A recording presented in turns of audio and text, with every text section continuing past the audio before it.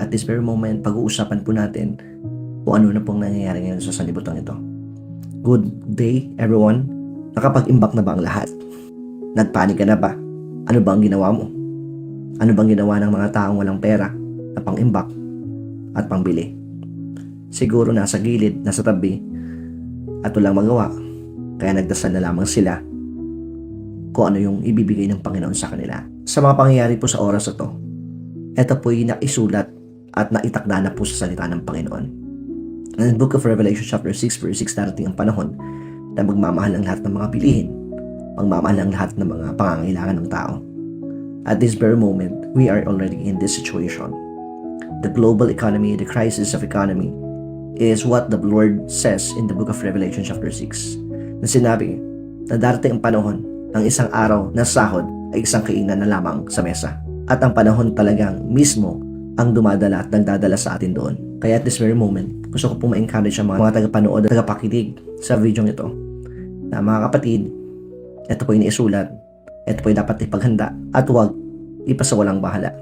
In the book of Matthew chapter 24, makikita po natin na itinakda po ng Panginoon na darating po ang mga digmaan sa maraming panahon. Magkakaroon po ng away doon, away dito, kahit na mismo ang iyong pamilya talaga magiging kaaway mo.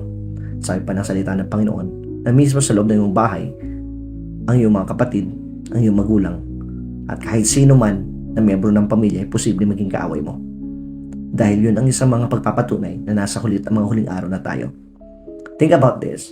Kung magmamahal na ang lahat ng bilihin at babagsak ng ekonomiya at magkakaroon ng gutom at ng famine, naniniwala ko mga kapatid na yan talaga umpisa ng kasiraan ng bawat isa. Lalo-lalo na sa ating mga puso bilang isang tao.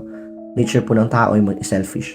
Nature po ng tao ay madamot. Nature po ng tao ay makasarili. Kaya, ipapakita ng Panginoon ang tunay na anyo at tunay na kulay ng bawat isa pagdating ng panahon ito. Kaya, ang sinasabi nga ng salita ng Panginoon na darating ang panahon, maraming lalamig at maraming tatalikod sa pananampalataya dahil sa kapigatiang mararanasan ng sanlibutan. Isipin nyo, kung nag-iisang tinapay na naman sa mesa at 7 kayo magkakapatid, anong gagawin nyo? Hindi ba mag-aagawan kayo? Lalo-lalo na sa araw at sa oras ng tigutom.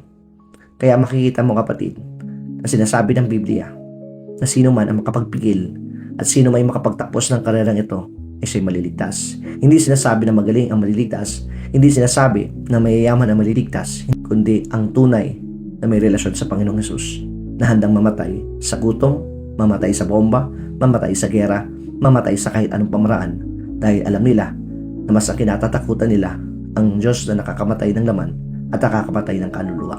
Magmangamba, huwag masyadong mag-alala dahil ang Panginoon ay handang samahan ka sa oras ng kapigatian. Idiin mo lamang ang iyong pananampalataya at ang iyong relasyon, lalong-lalo ng buhay mo kay Panginoong Hesukristo. Sinabi pa nga ni Jesus na sino man ang hanap ng kanyang buhay dito sa mundo ay mawawala. Pero sino man ang aalay ng kanyang buhay para kay Kristo ay magkakaroon ng buhay na walang hanggan.